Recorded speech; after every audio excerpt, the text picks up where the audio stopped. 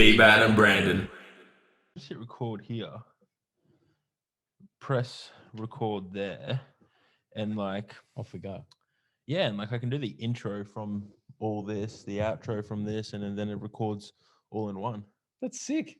Yeah, man. Like we're pretty damn lucky. Wow. Like, yeah, Audacity is quite fiddly. That's what we started with, man. And it was just like, it wasn't trash. I guess like it's just when you get that exposure to new software, It does the job. That's the thing. It does the job. And then you find something a little bit better and you're like, oh, and then you meet an audio and engineer. And I remember it's just like, whoa, okay. Yeah. We started very basic. Yeah. The first time we got him to record an episode for us, he was like, yeah, I'll just bring some of my equipment. Brings all these stands, all these mics, and this like literally like an Apple computer. Yeah. And I was like, what the fuck? Yeah, dude, like what? And then yeah, since then it's just evolved. It's like what's simple for them is beyond my imagination, you know? Yeah. It was really funny. Like I brought a sound engineer to one of our HQ clinic. Yep. Our HQ clinic in Sydney is like, it's 300 squares. It's massive. It's a massive clinic. Like you don't normally see clinics. 300 squares. Yeah. That was huge. bigger than the first like private gym I worked in. Yeah, dude. It's a massive clinic. Holy fuck. Yeah. So like we modeled it off Eric Cressy. Yes. And it's kind of like the centerpiece is all gym. So we basically have a gym. It's about 56 squares. Yep. Of gym. Mm-hmm. And a Pilates room.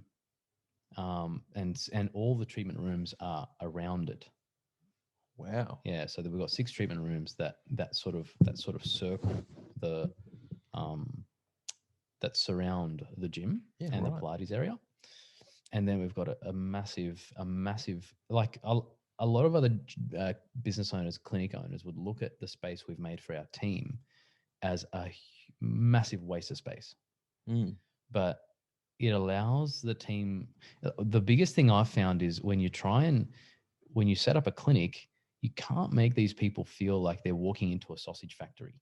You know what I mean? Mm-hmm. Like you go into a little booth, you get treatment, and then you piss off like everyone else that's going in and out of this place. Yep. Like when you go in there and you want to expose yourself, whether that be physically or emotionally, as to something that has happened to you. 100%. Like you can't do that in a confined space where you are, where you feel like you're trapped. Yep. You need to feel comfortable. Yeah, and it needs to be open enough. But I also think like if you spoke about the emotional aspect of it. Like if you want someone to bear that, expose themselves, and be vulnerable, they're not going to do that in a confined space. Nah. Or yeah, exactly. Like they might, but you're probably going to a lot of them won't. No, and especially if it is a confined space, you're gonna have to break down a lot more barriers. Yes. So is your clinic, is that the main one? That's Bondi Junction? No, that's Castle Hill. Right. Oh, okay. Yeah. Yep. So we started. Yeah. Sorry. No. So is that like, do you have set rooms for the clinics, or is it the old curtain drawn across? Oh no, set rooms, no curtains. I love that. I'm not. So curtains. I've never understood curtains. Privacy is not just physical. Yeah. Privacy is all of the above. Like you need to give the person the space they need to tell you that maybe I get my back pain when I'm having sex, and they don't want to tell the whole clinic that. 100%. You know what I mean? Yeah. Like what about I've heard some pretty embarrassing shit. I feel like in your profession you would. Yeah. Because like you're not just seeing athletes who fuck their back during that's right. a squat or anything. It's literally everyday people plus the elite athlete, like, plus as much as peeing yourself when you're deadlifting is quite common. It's just because it's common does not make it not embarrassing. Awareness for it, but I'm not going to go around parading and saying that I peed myself when I deadlifted.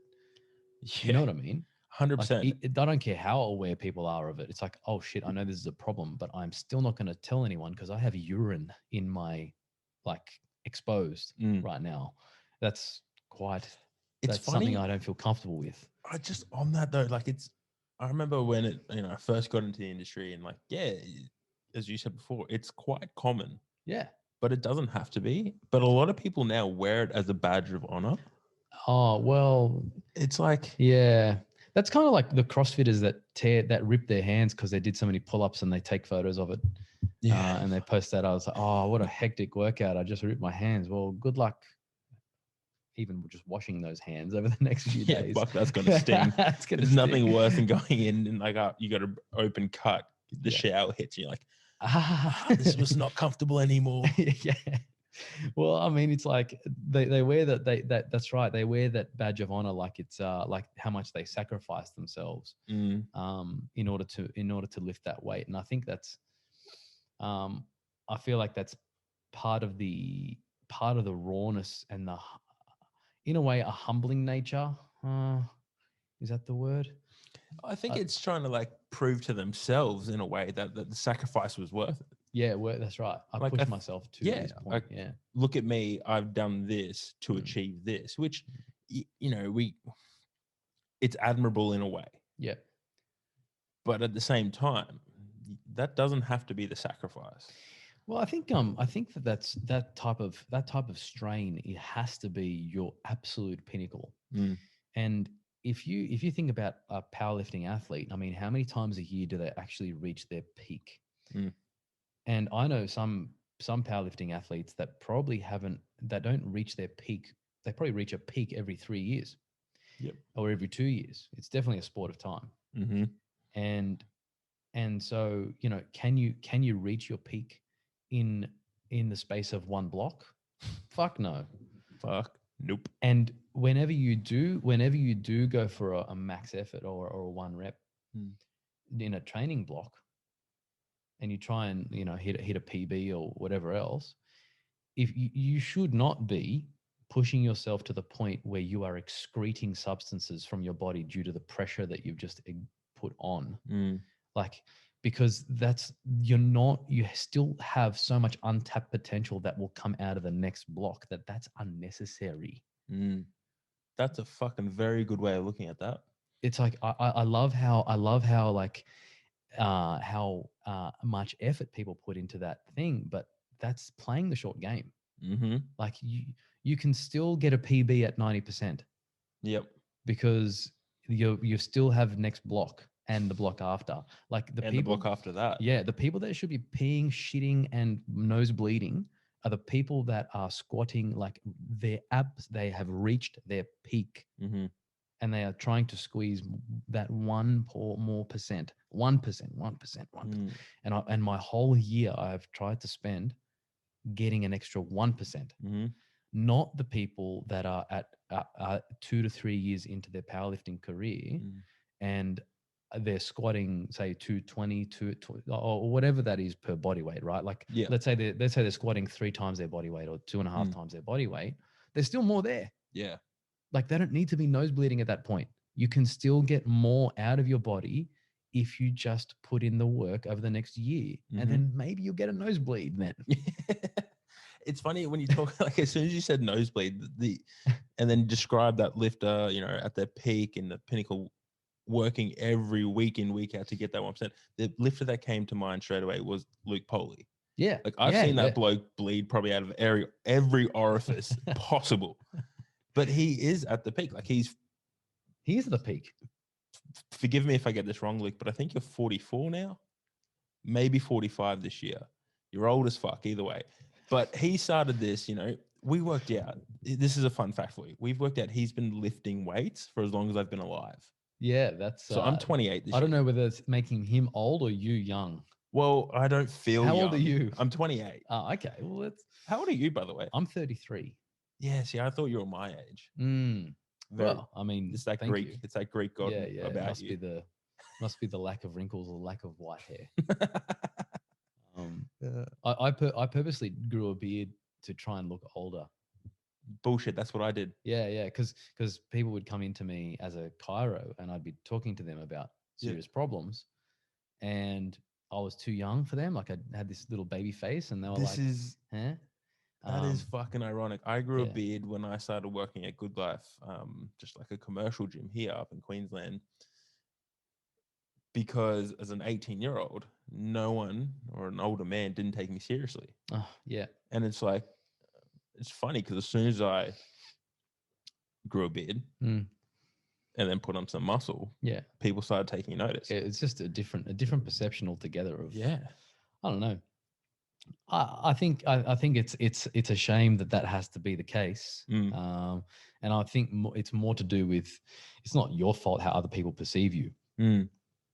But yeah, it's kind of like, I can't help how you interpret. It's like, it's more the way you feel about how I look says more about you than it does about what I should do to change myself. 100%. But anyway, it's also we still did it, so whatever. I know it's like it's the unfortunate reality of the industry we're in. And I think especially, I guess for myself in the strength world, people perceive strong as weight on the bar or results at a competition, things like that. So, and if you do have to look a certain way, there's that big perception still around it, and I think that's changing slowly. And I think the more education, and thanks to social media and ease of information, you can promote your other strengths better. But I think going back even 10 plus years ago, like it was still a very different dynamic. Oh, big time. So I've been in the industry now this is my 11th year as a chiro, and 10 years ago, it's almost like now, the older you are, the less the less likely I am going to trust your opinion. I'll tell you why. They're less likely to be up to date. Right. Shit has changed so much over the past 5 years, largely due to social media and the speed at which people can access information. And so the speed at which we've improved as a profession, in terms of not available knowledge, has been almost, in my opinion, it looks like it's been exponential compared to 5 years before that, where you could be mediocre and still be better than most. And it's kind of like, or media, it doesn't make sense. I suppose you could get away with making plenty of mistakes and still be better than most. People are just like, they have so much access to information that, I could just Google whatever, or even just go on social media and all of a sudden, bang, like. So if you're old in the industry now, I'm sort of like, are you on Instagram? Are you seeing what I'm seeing? You're probably not. You're probably still Googling shit, and it's funny how like you talk about that exponential growth, but even in the way we access information. I used to jump on Google and search this, but I could also just jump on Instagram now. 100%. That's a very scary thought for newcomers into the industry. Yeah. Because there's also, as much as there's good information out there, you have to be aware enough to be you're right, just wiggle around that one. Yeah, it's all good. Yeah. You have to be aware enough to what you're looking at and what's being filtered. What are your filters? How are you processing information? Because as much as the ease of access we have to information, I think now for everyone listening, I'm going to preface this by saying I have no idea how we like the uptake of information. Yeah. But I believe our ability to uptake information, absorb information, has dramatically increased, probably at a similar rate. Yeah. And I think we're in this, this age of biohacking. We're not even at we haven't even touched the surface of how much we can do with our brain. Yeah. And I think that scares me more, because the little hacks we are making, we are able to take in more information quicker. Yep. And understand it quicker. Yeah. And process it quicker. Definitely. There's definitely research to show that we are getting smarter.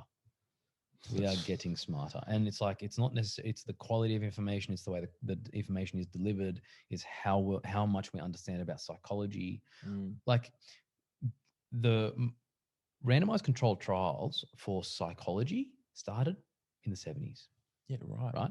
So researching psych started in the 70s and went like properly. There were before that, it was kind of like they would do studies and stuff, but there was so much room for error in it. And so now, and back in the 70s, the psych research was super inhumane. Right. It was really like when you look at the Milgram experiment, like if you look that up, you'll be like blown away. And it's basically a representation of how people respond to authority. Right. And they had people believing that they just killed someone Fuck. based on instructions. And they were more likely to kill someone based on the fact that they didn't have to take responsibility. Yeah, right. It was like, it's ridiculous. If you YouTube Milgram's experiment, it's fascinating stuff. Or the Stanford prison experiment, where they made two groups. One group, they basically imprisoned one group in a jail, and they made another group the jail officers. And the extents that the officers went through, and these are just normal people, they're not like actual criminals. Normal people were in prison for 2 weeks in jail. Fuck. This shit would never be approved today. Gosh, no. But that was the fundamental. They were the experiments that helped us actually base an understanding of how the brain works.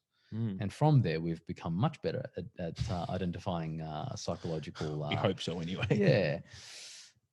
Really, like we've only just started. Like it's what I'm trying to say is the 70s. That's 50 years ago.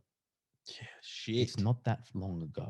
No. Like we are now starting to utilize that information in a much, much more constructive way. So the way we learn is something that we now understand better. And we're only just going to keep getting better. So you're right. What the potential is from this point is just something we just cannot comprehend right now. It's crazy to think that's only 50 years ago. Yeah.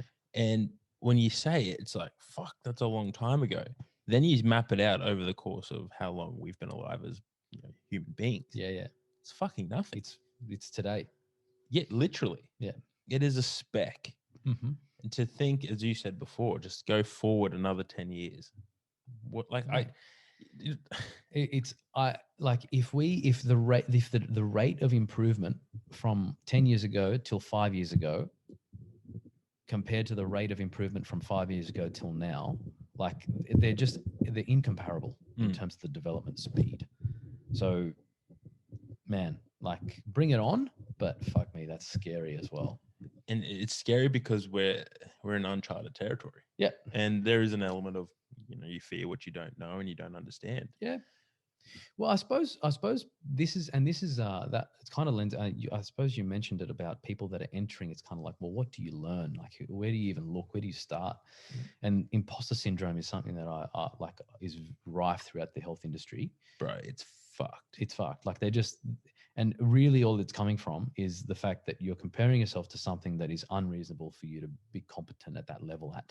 Yeah. It's like new grads trying to be like me, but being really shit at it.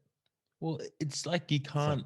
I've always said this, and since I started the industry, one, because I didn't know, I knew shit, but I didn't know shit. Yeah, I get it. And I think it's that ownership of, okay, you're aware of what you don't know. Yep. Or you don't know what you don't know is probably a better way to put it, but you can't trump experience. No. And unfortunately, you can read every textbook there is on the human body. The human body isn't a textbook. No. Something's going to go wrong, and that's experience. Experience. They're just different things, though. Mm-hmm. And so you can arm your experience with knowledge, or you can just, because like someone, it then comes down to your confirmation bias, i.e., this X and Y happened in this particular case, and that's because of this reason. Now, is that based on your knowledge? Is that based on what's that based on? Is that based on your interpretation of what happened? Is that based on what you think happened? Like, what's that based on?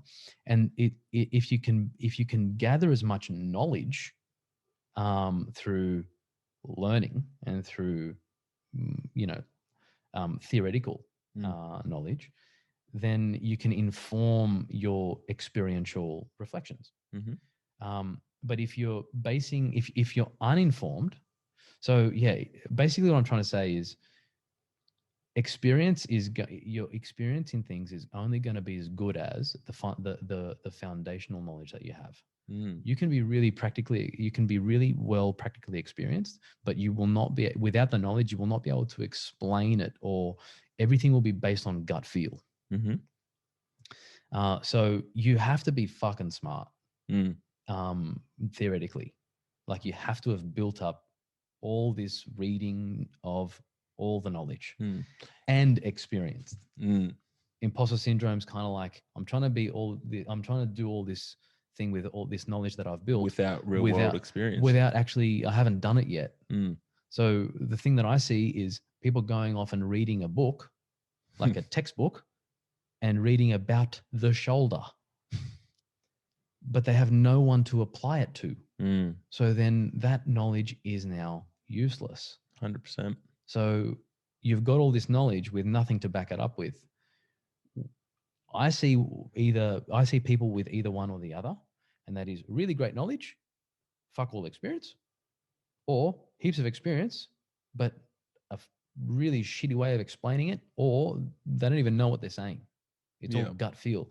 It's like they like all these little rules and shit. If you see this, then you've got to do that, and if you see that, you've got to do this. And it's like, yeah, but based on what? Based on the results that I've had over the past 20 years. It's like, that's not good enough though. No, and that's not good enough in this day and age where someone can go Google it or even just jump on Instagram and call yourself out. Yeah.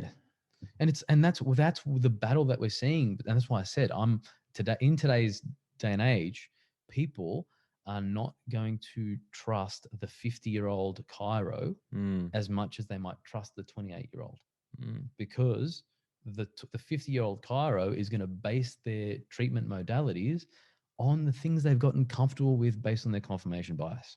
Right. Versus the 28-year-olds that are calling out the 50-year-olds going, what you're doing is outdated bullshit, and all the results that you're talking about are only in the opinion of you and the client. And that's really, really tricky to weigh up right now. The 50-year-olds do not know how to argue with that point, and the 28-year-olds don't know how to communicate properly to the 50-year-olds. Yeah. And so we have like a division. Where do you find then? Now let's look at chiropractic, because obviously that's your world. Because how do you handle that? How do you manage that when you've got? Because in like the first thing that comes to my head, and this is obviously based on like, my family's Italian, Sicilian, quite proud, respect your elders. Absolutely. So you got a fucking 22-year-old, super smart, just graduated. Yeah. Coming up against a 50-year-old who's lived experience. Yes, their modalities may not be as up to date. In your mind, where do you go? Because there's got to be, in my head, some respect to what they've done, that they've lasted 100%. Like they've lasted 30 plus years in the industry, which both you and I know dealing with people is very hard. 100%.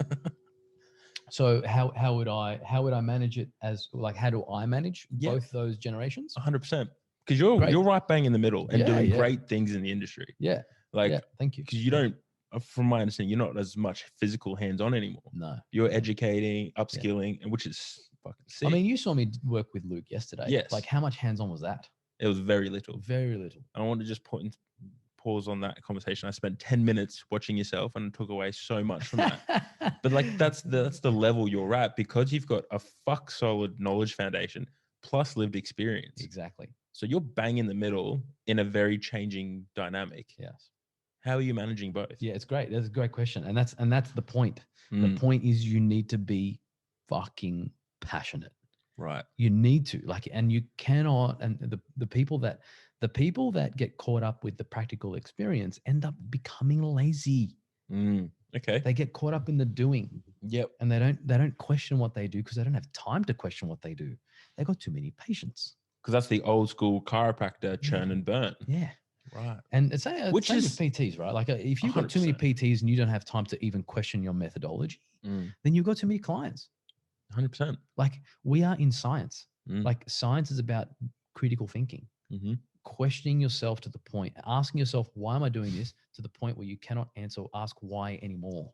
I've always said, and if you look back, if you can't look back on a program you wrote 6 months and go, what the fuck was that? Yeah. You haven't upskilled. 100%. You haven't developed. 100%. And this is this is an ever changing, very quickly changing dynamic, and you have to stay on top of it. And social media allows that to happen. If used properly. If you're using it properly, that's right. And that's why, like, if you look at I only follow two genres. First one's memes. Where were we 20 years ago without memes? Yeah, I don't know. We were boring as. Yeah, fucking we were watching like. What was 20 years ago? 20 years ago. That's 2001. We were probably watching the Brady Bunch and shit. Like, Fuck, was that even still around? Huh? 2001. No, that's no. Oh shit, we're 2021. Yeah. What's 2001? What was I watching? Malcolm in the Middle. Oh yeah, like that stuff. Shit. Yeah. Really, Scrubs. Scrubs that's pretty good. Yeah, I was gonna say that's still a great TV show. They're also like super politically incorrect. Like some of the like jokes, I'm like, whoa. Like you know what movie I just flicked through? Didn't watch it, but did you ever see the movie with Sacha Baron Cohen, The Dictator? I never watched it. Bro, if that came out in this year, he would be shot. It's so fucked. Like, I don't know how he's gotten away with so many things. He's gotten away with so many things. And for that, like, for getting away with it. Yeah, hats off to you, bro. So yeah, I only follow memes or professional development stuff, or like, a gym or particular, like, and coaches, right? So like, and when I say professional development, I love to see different people's opinions. Mm-hmm. So, scrolling through stuff, and something will catch my eye, or like a really cool stat. Like, social media can be used as almost like a screening tool for great research. Mm-hmm. And it's market research. Yeah, I don't have to go through and flick through the latest journal of who cares. I can go on just on socials and just look at all the different things that people are reading and posting about. And that's already a screening tool. I'm not saying that's my research. I'm saying that's a screening tool. It gives you an opportunity to look at what people are thinking about. And so, like, venturing into psychology, dude, like that's why I went back to uni, man. I just finished a diploma in a postgraduate dip in psychology of business and management. Right. which has given me huge insights into how patients think. Yeah, right. Like Maslow's hierarchy of needs. I was like, oh shit, that's pretty important. The stages of grief. Oh, that's pretty important. Personality and the biochemical associations with these different types of personality types. That's pretty important. And so it's not one thing on its own. It's like, well, what's going to make a patient think like in a certain way? How am I going to connect with this patient? How do I build that rapport? I need to understand them. Mm-hmm.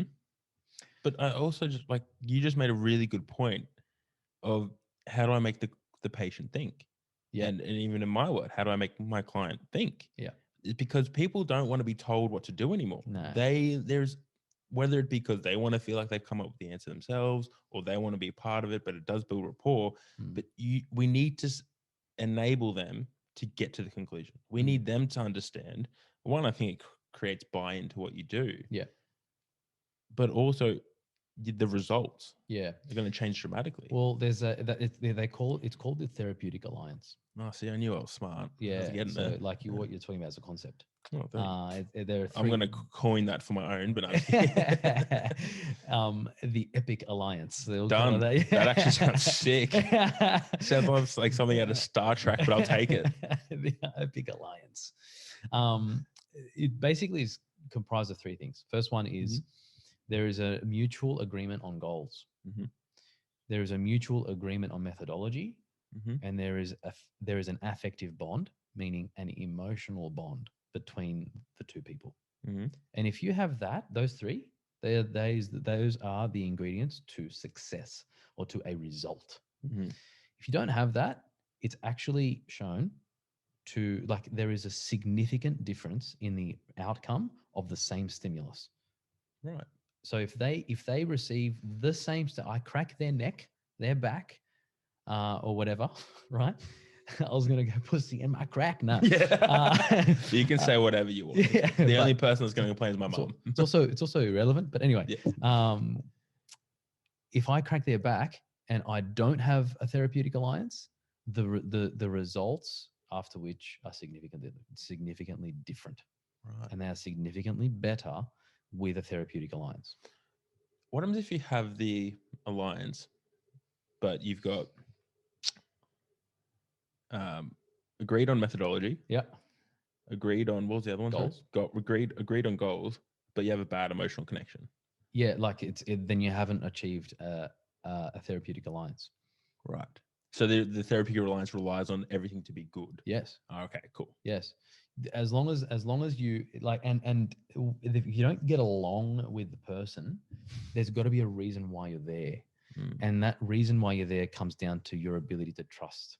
And when I say affective bond, I don't mean we get along like a house on fire type of thing, because you're not going to get along with every client.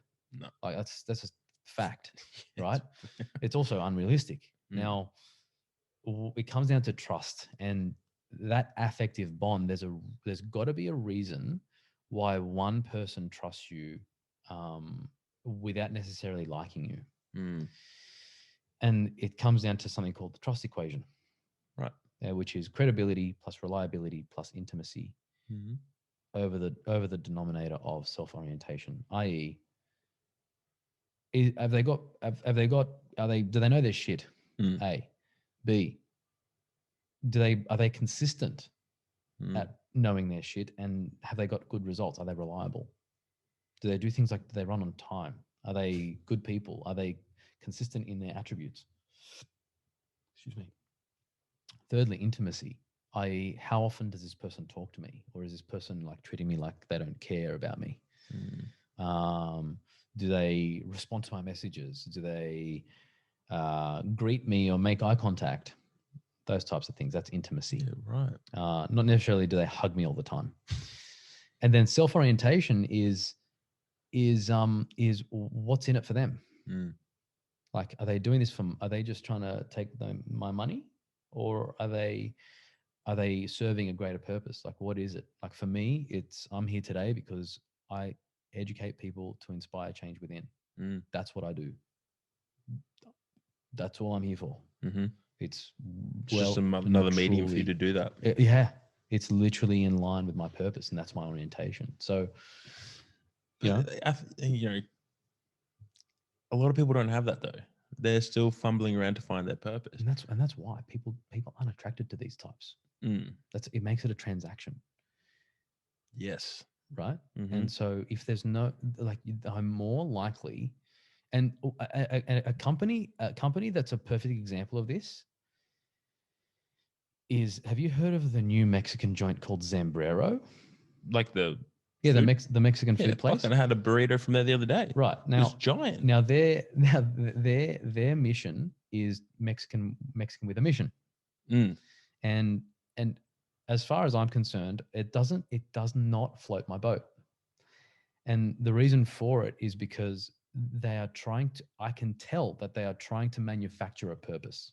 Yes. Okay. It looks put on, man.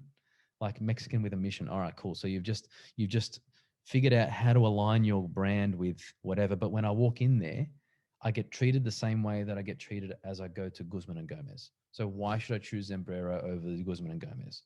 There's nothing in there that's visibly different about Mexican with a mission.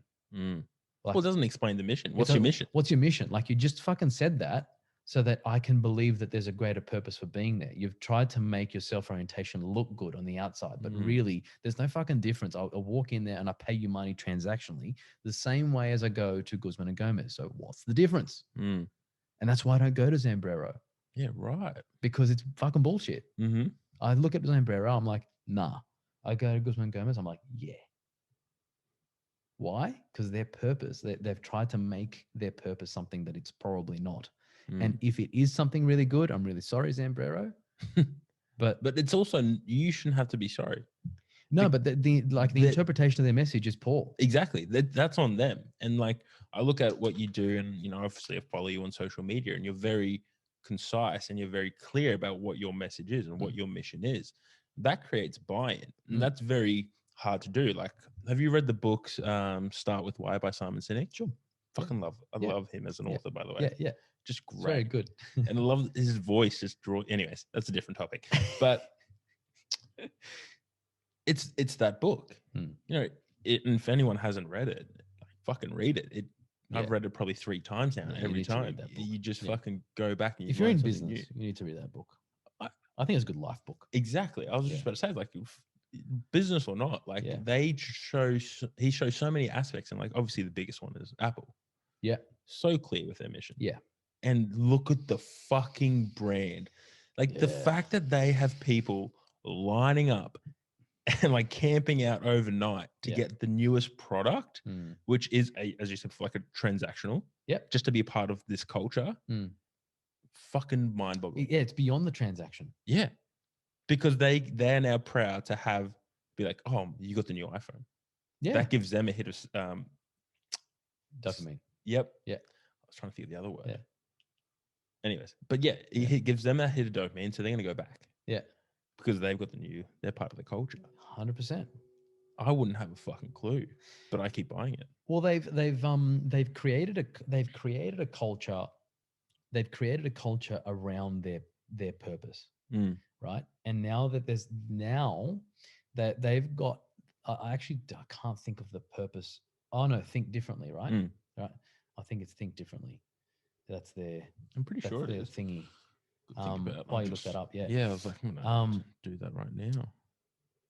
So if they've got their purpose, right, and people are buying into that, there's now a set of characteristics that are associated with the person that has the latest Apple. And we call that social identity theory. It's basically a self-categorization of who I am and who you were I right. with. Think differently. It is think differently. Abbreviated version, and then it goes on, and they got fucking bigger ones to bring the best computing products to different industries and things like that. But their vision is to think differently. Yeah. So automatically that's creating a categorization for people to be like, I want to think differently and I want to be associated with people that think differently, and the people that think differently buy Apple. And what's ironic about that is now you've got a whole bunch of people thinking the same way, which is quite the opposite of think differently. And it's a psychological game. So they've got psychological capital. They bought in, right? And so when I hear Mexican with a mission, I'm like, what mission? Why? What am I doing? What's the mission? What are we on? Is it 007? Like, what the fuck mission is this? Is it Mission Impossible? You're not telling me what the fucking mission is. You know what I mean? So it's like, it's 100%. So weak. It's weak. I'm like, I'm never going to eat at Sombrero. It's like, it's a weak company. So I'm really sorry, Zambrero, and like maybe you can reach out to me if you listen to this. But maybe you could help them. Maybe I can help them, because that really is. But is it also, weak. I will come back and like, it starts with a clear mission, but it also comes back to a strong leader who are in it for the right reasons and can, as I said before, like with yourself, it's that clear, concise delivery. Like whether it be a fucking 15-second elevator speech, or the product that you're selling. But if you have a strong enough, I say why or purpose, like it will trickle down, but the leader has to be able to communicate that effectively. And I look at Valhalla. Very simple reason people go there. They go there to get really, really strong. Yeah. That straight away creates buy-in because we're all there to get really, really strong. Yes. As soon as you have that, you have a group of people with the same values or similar values. I don't think everyone has the same values. Everyone has different lived experiences. You have similar values, which creates buy-in. Then you have a culture. Yeah. Then you have a community. Yes. And people buy into that more than they'll buy into any transaction. There's actually a research paper on this with regards to CrossFit. Now, I stumbled across it as I was writing an exam, and it was an open book exam. As I don't know, like with this whole thing, like I don't know why I'm actually a big fan of open book exams because I don't believe that exams should be a memory test. I believe exams should be a test of your understanding. So Yes. I really enjoyed it. It's funny you say that, because I think the best, any course I've taken, anything I've delivered, Yeah. I don't really care what you know. I want to know how you got to this answer. 100%. I want to know how you think critically. Yeah. So, like I was one of it was the question about, it was on consumer psychology and the way that consumers think, right? Yep. Now, the whole point was to identify how social identity theory actually works inside a gym. Okay. And what they found was that there was a clear separation between the really high level CrossFitters and the beginners. And if the depends on the eliteness of the culture inside the gym, and this is the intimidation factor of like, oh shit, we all value getting strong, but I don't feel like I fit in here because everyone there is really, really good. And if that's the culture, then that's the culture. Maybe you actually don't. Now, is that good? Is that bad? That's over to you to interpret that. Like it's that there's different people that will think different ways. Like everyone should feel accepted. Sure. But everyone doesn't feel accepted. So although we have this altruistic, ethereal intention of thinking that everyone should fit in always and equality is best, hey, wake up. Equality is unrealistic, for fuck's sake. Because if you're trying to get everyone to try and buy into the same shit, then we'd all be doing the same things. We'd all buy Apple. We'd all wear Nike. We'd all powerlift. We don't, because we value and look at things very differently, and we look at things unequally. So people will walk into a gym and feel excluded. That's a psychological interplay. That is what's going to happen. They're either going to walk in, catch on fire, or walk out burnt. Right? And this is the reality of like as much as Apple does encourage people to think differently, to buy in, they will, but they will also equally or unequally give people the shits. And people will go off and buy Samsung, like me. Right? So I'm a dickhead that goes off to buy Samsung, and I like my nerdy friends because But that's because it integrates with Google so bloody well. It's like seamless. I do something on my phone, automatically I see it on Google Drive. Oh, fuck yeah. Matt, that wasn't happening on Apple, I can tell you that. Yeah, fuck no. But Apple everything, unfortunately. And you've got it, yeah, right? So that's my reason. I still think I think differently, but not for the reasons why Apple. But I think that also comes to a certain level of self-awareness that you've grown into. I guess you'd say it's like, because I don't think we're born fucking self-aware, but you've developed this self-awareness around it and I'm always curious to ask people how they've developed that, because it is a lost trait, or a losing trait. Because I have a belief that it's built from, as we know, experiences, but I believe people only change for two reasons: pain or pleasure. Yeah. And unfortunately, we're more likely to change from pain and become aware than we are from pleasure. 100%. Because pleasure almost seems unattainable. Whereas pain's a very like I touch a hot stove. Yeah. Pain, straight away, I know I'm self-aware enough now to not fucking touch the stove when it's on. Yeah. So where does it come from? Because I know for myself, trauma-wise, all my self-awareness comes from that. Yeah.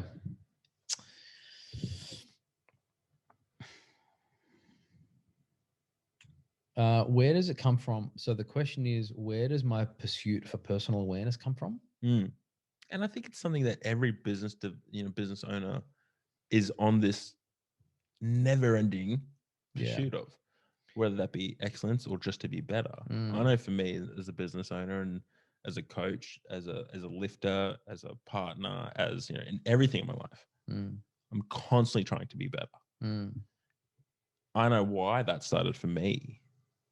Do you think it's I guess my question is, I definitely, I definitely like, I'm definitely hearing the question. It's a great question. Where does it come from? It's definitely irrational, which is weird. I'm trying to rationally understand myself, but it's an irrational driver. And I think where it comes from is, like, I read my first self-help book at the age of 15. And it was called You Can Do It by Paul Hanna. Now, it was a shit book. Like shit. Yeah. Like the title is You Can Do It, can in red. And it's like, it's basically telling you to do it. Yeah.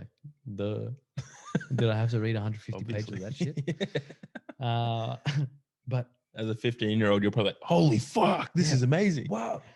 I like, I was like, I suppose it's come from the fact that I have seen consistent improvement in my life because of it. Right. And so my acceleration towards personal development and self-awareness has grown rapidly. And now I'm just thirsty and hungry to seek out the blind spots and to dive in and talk to myself and have an actual intrinsic conversation. I don't know. Not many people can do that. It's a skill to develop, to actually have a conversation with myself. So a conversation with myself that I had the other day. Yep. I'm happy to unveil it. Mate, right? Shoot. Yeah. So Nick, you have, you've pretty much, what your behavior showed, that's potentially a fear avoidance behavior because you're scared to have a difficult conversation. Is that right? Yes. Okay. Why are you scared to have that difficult conversation? I'm scared to have that difficult conversation because I'm worried about the fallout and I really care about this person. Okay. What do I think is the most likely result of this difficult conversation? And so I start to rationalize it, but then figure out what the fear was behind it. And the fear was the fact that I'm scared of losing the friendship. Yep.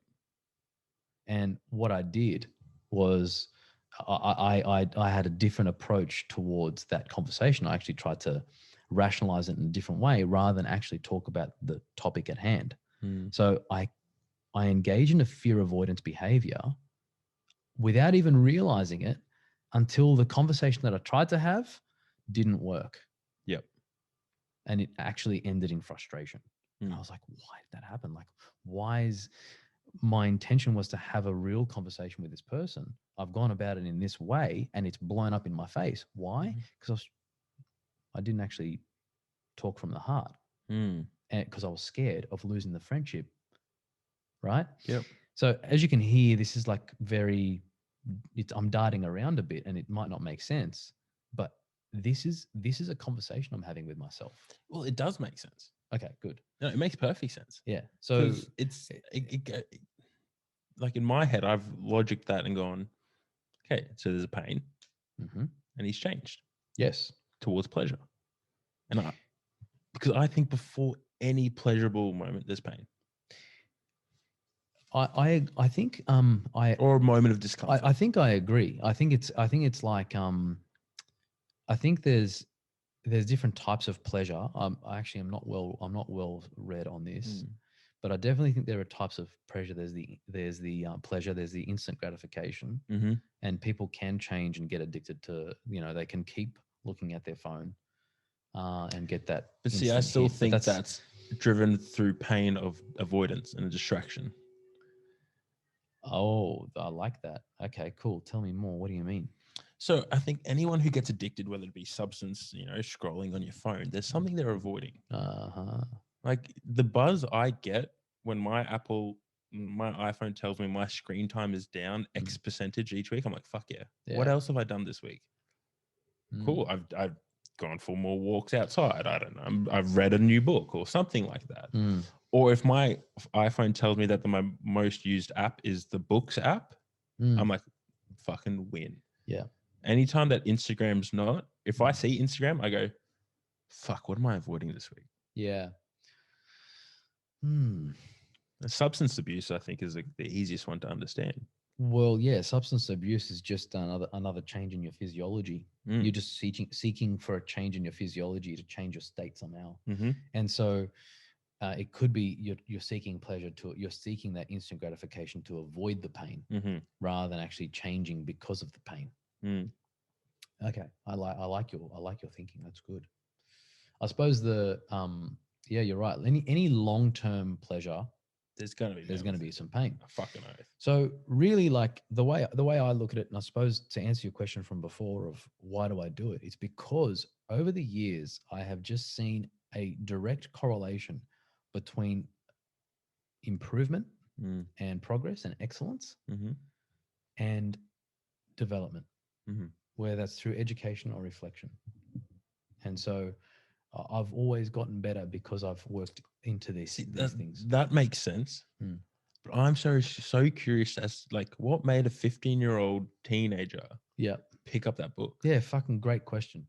I don't know. That's like that baffles me. I don't know. Like, and that's my like as much as I love what I do as a strength coach and getting people to the platforms, like and going back to your psychology, like seeing the psychological difference they make, the changes they make, and powerlifting is a fucking great example of it. There's pleasure at the end after a fuck ton of pain. I'll tell you why I picked it up, because it was on my brother's desk. Yeah, and my brother is 9 years older than me, so like a fair age gap. And we used to share a room growing up, and he was essentially my mentor. He was my first mentor. Him, my granddad, and my dad. Like they were my mentors, and so I had very old mentors, and that's probably why. But I saw it on his desk, and I just picked it up. But to answer the question of why did I pick it up? I picked it up because if that's what he was reading, then that's what I wanted to read. And because he had a result you were obviously looking for. Well, I wanted to be like him in every way possible. And so I look like him now. Like we look very similar, him and I, in general. We are chalk and cheese. Like over the years, and like there's some trauma associated with that when the person that you looked up to and wanted to be like is actually not the person that you want to be like at all. And that's no offense. I think he wouldn't want to be like me, and I don't want to be like him. I'd be miserable if I was like him, and he'd be miserable if he was like me.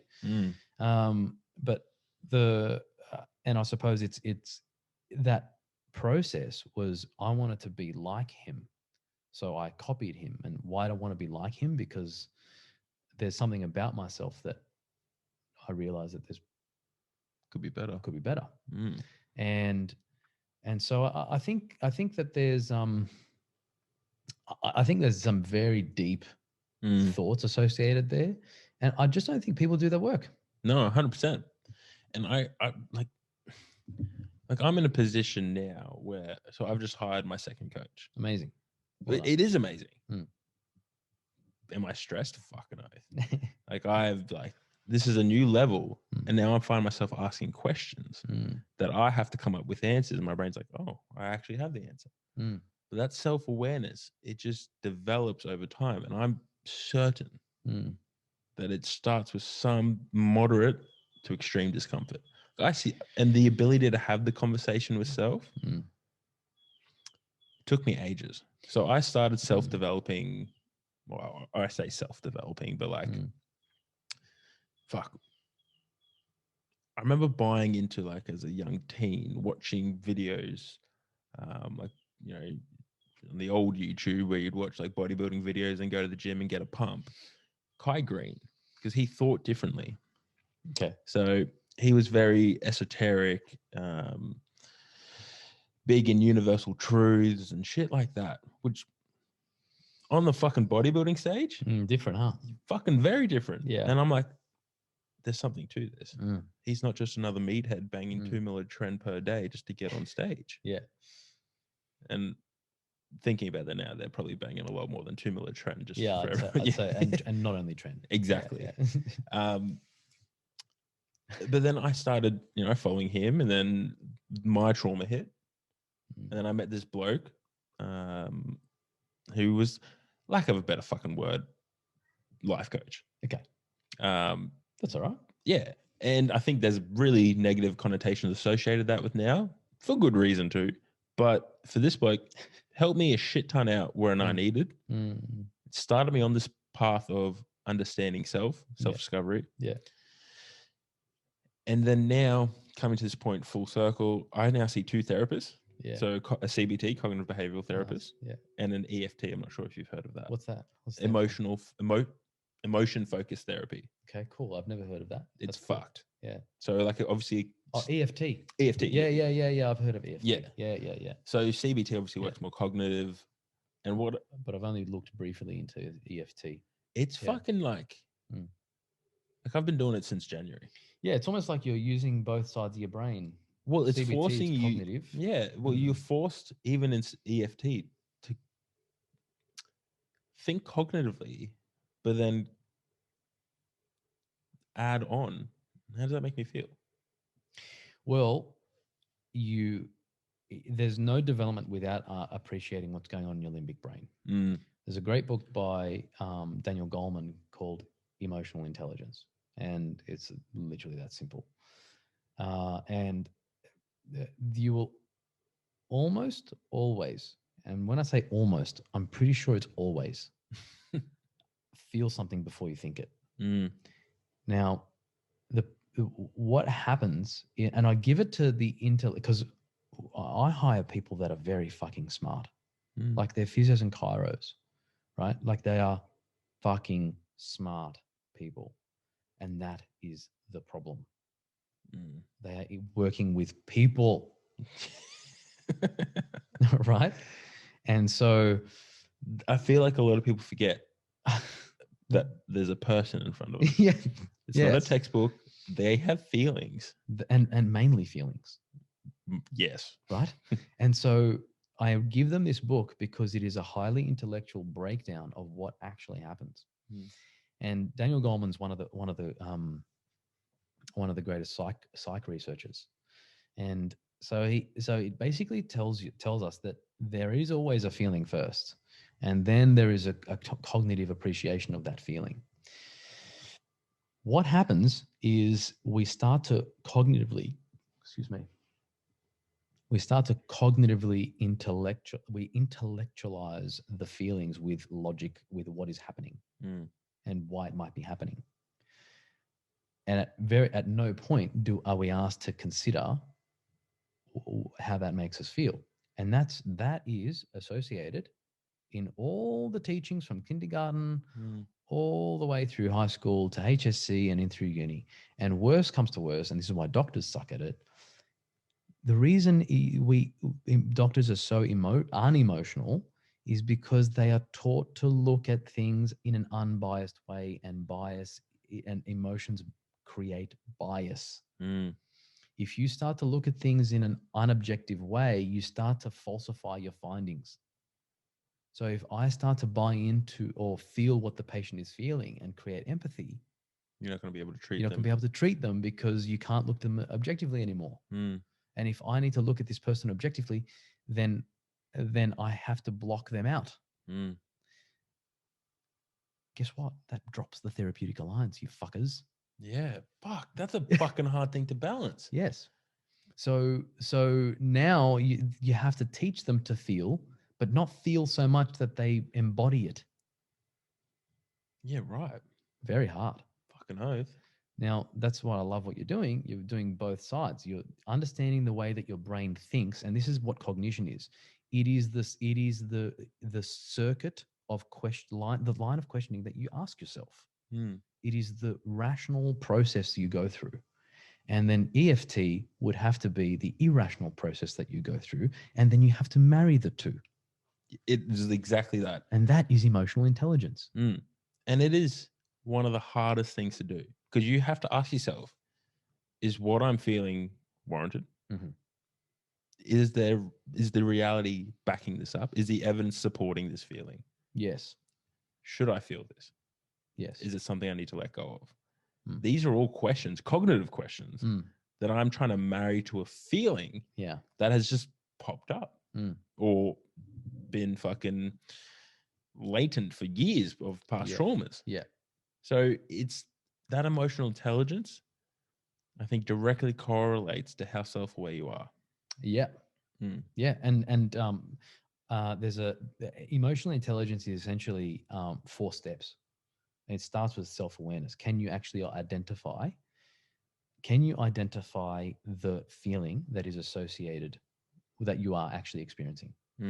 So if you can, like, we're having feelings right now, and the people listening and watching having feelings right now, what is that feeling?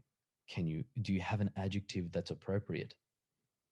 And if you don't, then you need maybe an emotional chart. And these charts have been developed for people to actually be able to assign an adjective associated to that feeling. Maybe your emotional vocab's not there to be able to, and that's what building self-awareness is. I now have enough adjectives to describe what I'm feeling. Is it, do I feel, am I sad? Am I happy? Am I angry? Am I frustrated? Deeper than that, am I let down? Do I feel disappointed? Am I motivated? Do I feel joyful? Are you lonely? Yeah, right? Are you hungry? Yes. Like exactly. there's everything like that. And it goes deeper than that. Yeah. It's just, you could go down a rabbit hole with that. Yes. And I remember reading something, and I'd love to hear your thoughts on this. Fuck, it was 5 years ago now. Can't even remember the title of the book. Fuck, I really wish I did, because it was a good book. But it only described that no matter the adjective, there is only 2 types of feelings. Yeah. Okay. Positive and negative. Oh.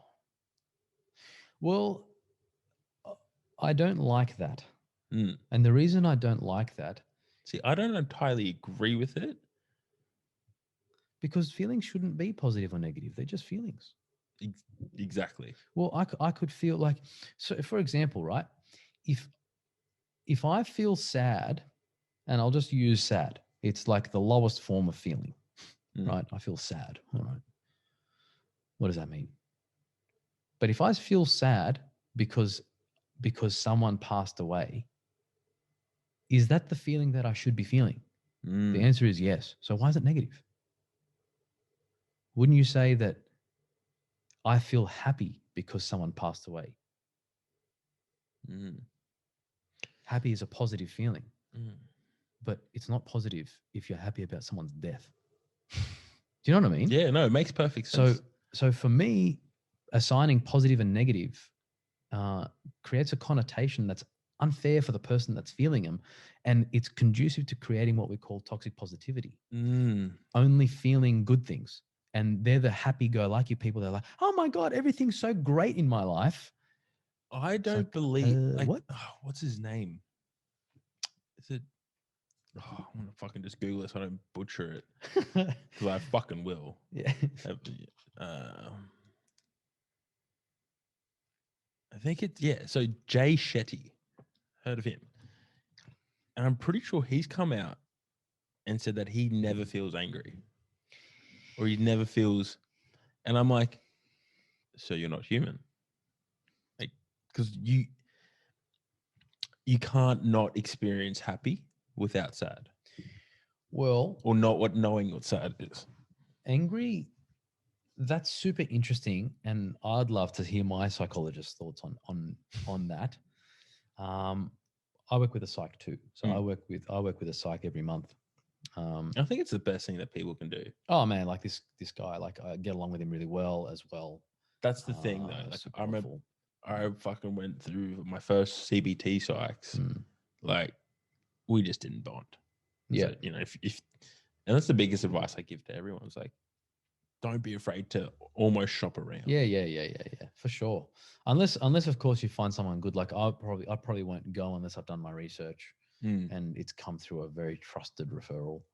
I won't Google anyone. You'd rather talk to someone. I'll be researching off people that have researched and tried and researched and tried. Yeah. But yeah, for sure, there's gotta be a connection there. Well, it comes back to your therapeutic alliance, doesn't it? Yes, it does. Yes. And the trust equation for sure. So Jay Shetty, you're Jay all Shetty. Oh yeah, the anger. Well,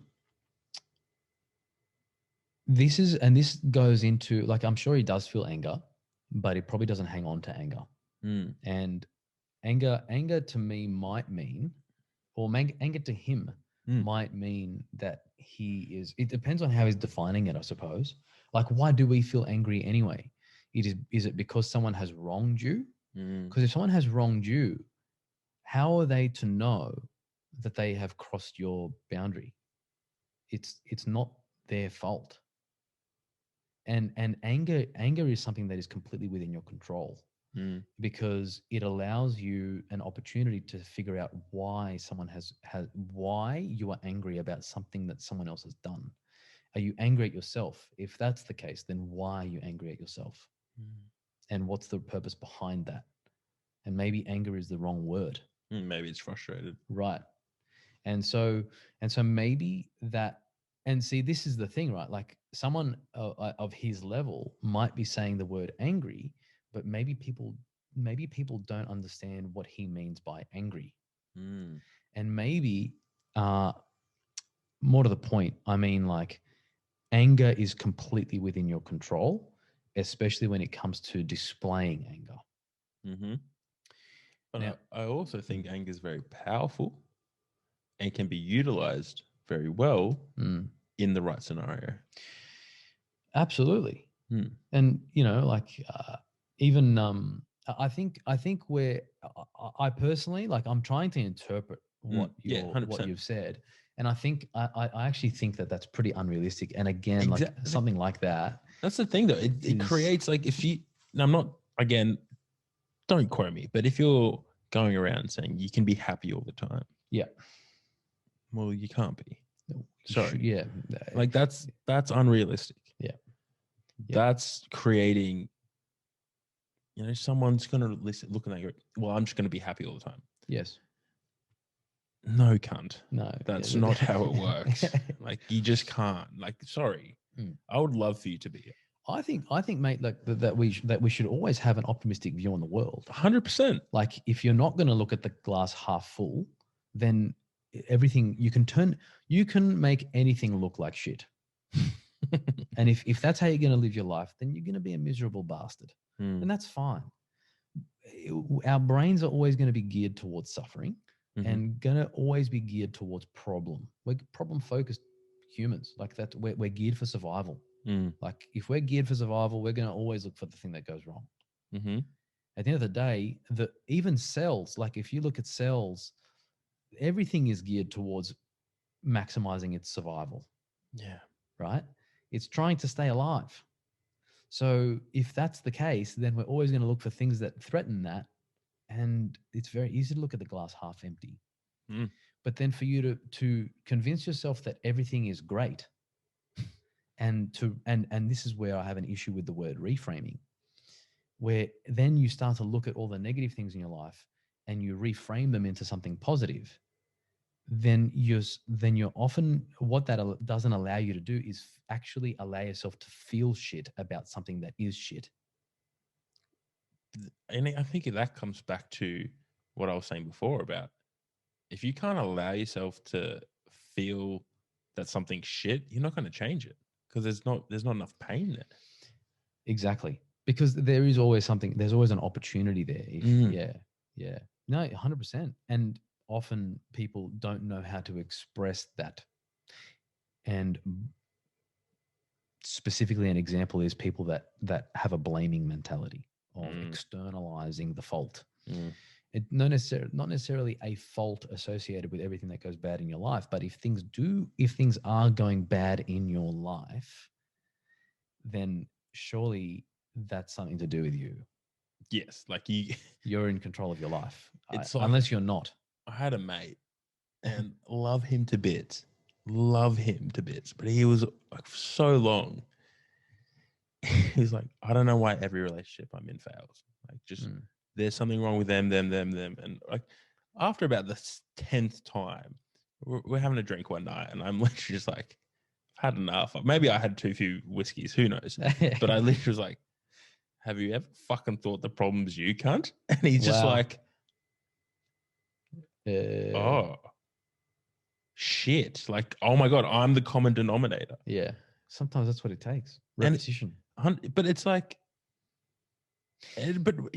I get baffled. Yeah. When those common whatever repetition happens again. Yeah. Surely by the second or third time you're asking. Well, that was going to be my comment. In contrast to that, it's kind of like, well, yeah, I don't like to. I'm a very critical thinker, right? So I'm always looking for I'm trying to break down what's going on, like why it's happened, what's happened, what role did I have, what role did they play. If you do that too much, you end up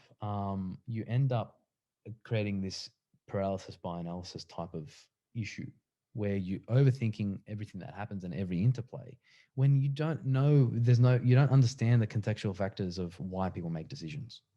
Like if someone breaks up with you, there's no way you can fully understand why.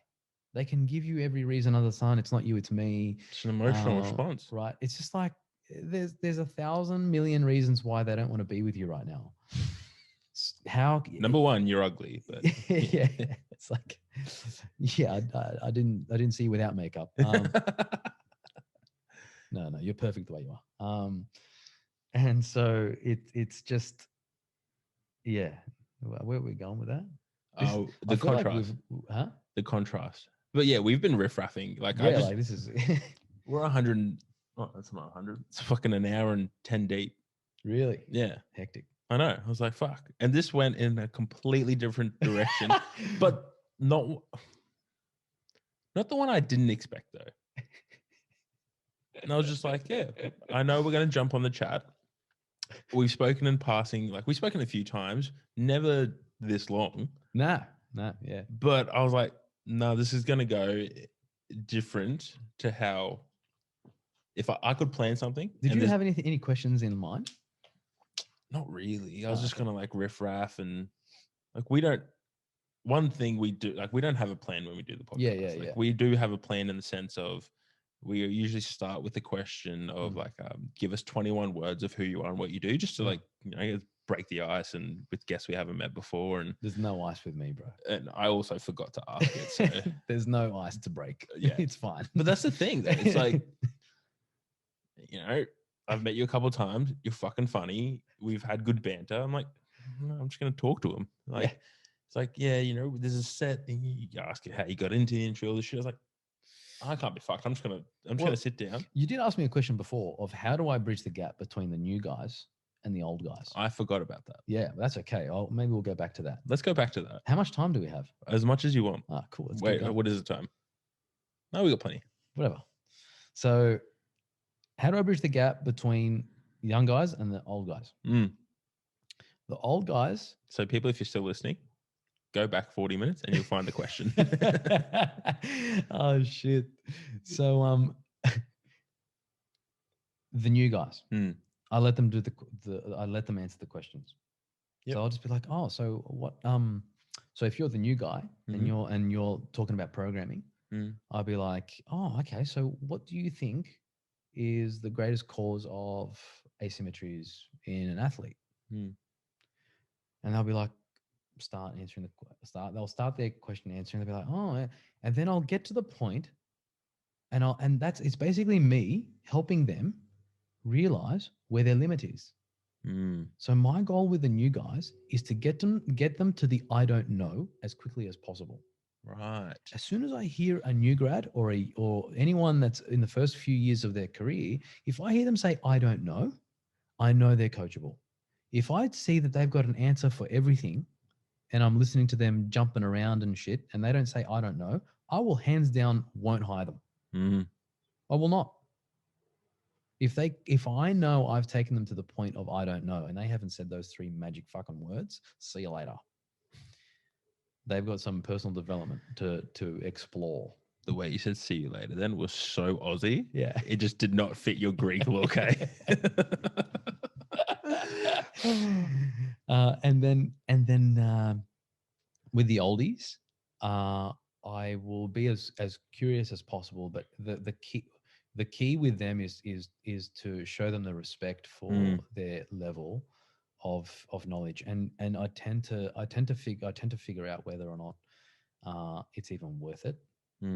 As there's always something to encourage change, unless they're open to it. But when I've they're set in their ways, man. They are set in their ways, and when I've lectured before at different conferences and whatnot, and there are older people there, the older people tend to want to change in ways that good for them. That's good for them. It suits their needs. It's convenient. Doesn't require much change. Yeah. If the oldies were exposed to everything that they are doing wrong right now, it would be a very fearful and overwhelming place for them to be. And so everyone just requires, there's a term called the zone of proximal development. And the zone of proximal development is the distance or the amount of knowledge that is palatable. At the threshold, beyond the threshold, it is overwhelming. Yeah, right. I can only learn this amount on this topic right now before, or this distance away from what I currently know. I.e., the stuff we did with Luke yesterday, where we're going through his hip and stuff. Like that's obviously that's 10 minutes and you're well within your zone and you probably took some stuff away. But if I kept you at that level of learning for 60 minutes, you'd be like, oh, what the fuck?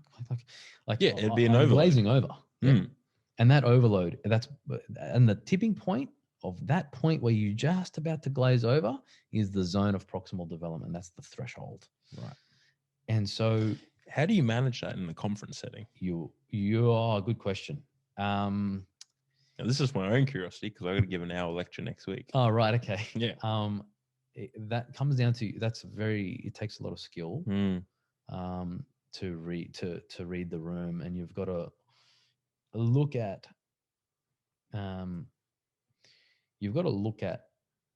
I suppose it depends on whether it's a workshop or a lecture. What are you doing? Workshop. It's a workshop? Oh, okay. Well, that's different. You've got to accelerate slowly. And you've got to encourage, if I can get everyone talking within the first 5 minutes, that'd be amazing. So with my group of 4 mentees or whatever, I've got 2 groups of 4. So you're the mentor to them? Yeah. Yeah, right. I suppose it's like business coaching type stuff. Yeah. I was just I get confused with the mentor. Who's the mentor? Who's the mentee? Fuck. Yeah, that's true.